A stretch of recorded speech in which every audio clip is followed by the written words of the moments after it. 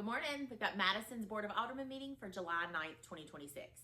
The meat of this meeting was the comprehensive transportation plan presented by the Department of Transportation. They identified three main areas for improvement for Madison. The first one being the stretch of 704, kind of coming off of 220. They call that, 311 West Academy Street, all down through there, leading across the bridge. They want to widen that to 4 lanes to help with some of the traffic flow.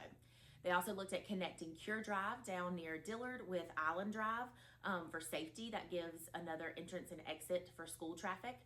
The last one being to modernize 220, Highway 220, to interstate standards for I-73. They projected that these suggestions could take upwards of 10 years, even if they were approved tomorrow. So this is nothing in the immediate plan. Still something that Madison's going to have to petition to prioritize with DOT and secure funding for with DOT to make sure that we're getting these improvements made.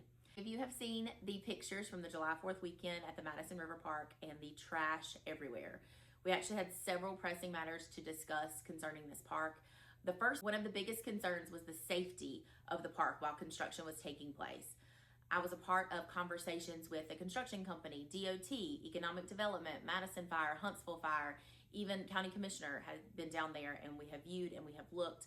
We have weighed pros and cons. Of course, safety is our #1 priority, but we do also have to consider the economic impact of closing the park to tourists, to regular citizens who should be able to use it. While I agree that safety should be our main concern, Madison cannot mitigate all risk. The town has been advised by both Mr. Cassidy, our town attorney, and our insurance carrier that Madison cannot open and close the park. If we choose to open and close the park based on conditions, we would be assuming all of the risks should something happen. Water conditions change rapidly, and no other public access point in the river is monitored in this way. We did try to understand the concerns about safety and decided to ask the tubing outfitters that typically put in the river park at Lindsay Bridge to move that outfit down further to the downtown river park and then picking up elsewhere, just to kind of limit the amount of tubers on the water. There are signs also in place saying that we discourage tubing and kayaking on the river at this time, and also no trespassing signs. The river park does end at the old bridge. Anything past that point is not public property and should not be trespassed on. Madison will increase police patrol down through the park to ensure people are abiding by the no trespassing and being safe. Actually, grilling and alcohol is not allowed at a public park in that manner, so they are going to be rolling through during the summer months at an increased capacity to help offset some of the risks that we're seeing.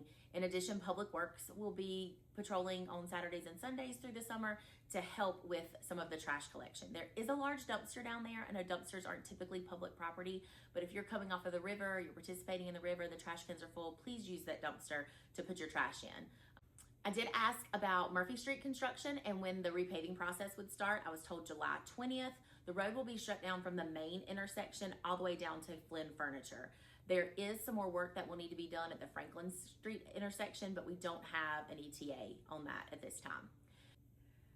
We voted to hear public comments at our next meeting regarding the integration of the new ordinances being required by FEMA in the state of North Carolina surrounding flood damage prevention. I have no further information at this time, but when I get it, I'll be happy to email it out to you guys. Our next meeting is August 13th, where we will hear comments about these new ordinances that we are implementing. And of course, we would love to see you there.